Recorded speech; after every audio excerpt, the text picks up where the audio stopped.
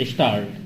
सभापति महोदय, मैं निवेदन करना चाहता हूं कि सबसे बड़ी आवश्यकता इस बात की है कि इन बैंकों में इन नौकरशाहों को न रखकर उनके संचालन के लिए ऐसे लोगों को रखा जाना चाहिए जिनका बैंकों के राष्ट्रीयकरण में पूर्ण विश्वास हो, क्योंकि किसी संस्था में जब उस संस्था को चलाने वाले लोग ऐसे नहीं होते जो संस्था के कार्यक्रम में विश्वास रखते हों, तब तक यह संस्था कभी सफल नहीं हो सकती। मेरा कहना है कि हमारे देश में सार्वजनिक उपक्रम जो असफल है, उसका सबसे बड़ा कारण यही रहा है। जितनी भी असफलताएं हुई हैं, उसका कारण हमारी नौकरशाही रही है। जिस नौकरशाही को समाजवाद में बिल्कुल भरोसा नहीं है, उसका सदा बोलबाला रहा है। इसका परिणाम यह रहा है कि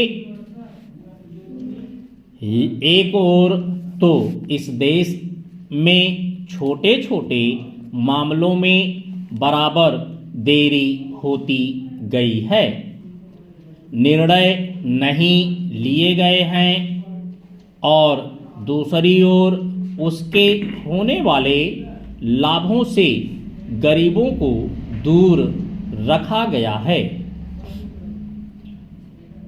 पैरा बैंकों के राष्ट्रीयकरण के बाद इस बात की आवश्यकता है कि बैंक गांवों में जाते।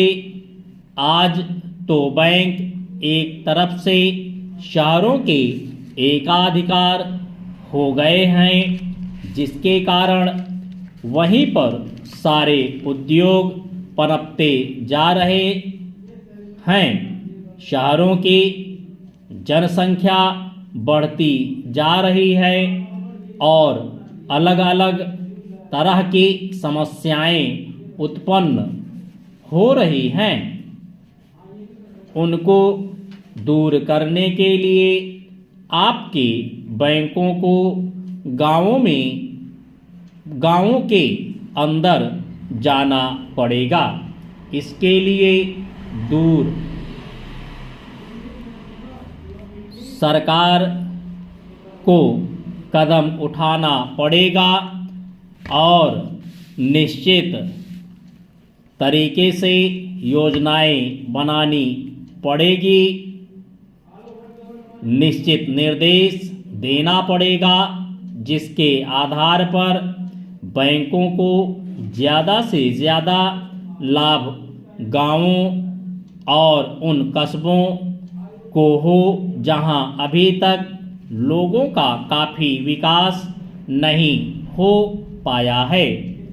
सभापति जी, सांप्रदायिकता और जातिवाद इन दोनों के विरुद्ध सभी राजनीतिज्ञ हैं, और जो इन दोनों से लाभ उठाना चाहते हैं, कम से कम मौखिक रूप से तो वह भी यही कहते हैं कि सांप्रदायिकता बुरी है, जातिवाद बुरा है। मैं तो यही मानकर चलूँगा कि जब पूरा देश यह कहता है कि ये दोनों चीज़ें बुरी हैं, तो सचमुच सभी यही चाहते हैं कि ना सांप्रदायिकता रहे और ना जातिवाद रहे। आज भी हमारे देश के राष्ट्रीय आय का 50% कृषि से आता है। हमारे देश के कुल निर्यात के सामान में 70% कृषि उत्पादन की चीजें शामिल होती हैं। स्टॉप।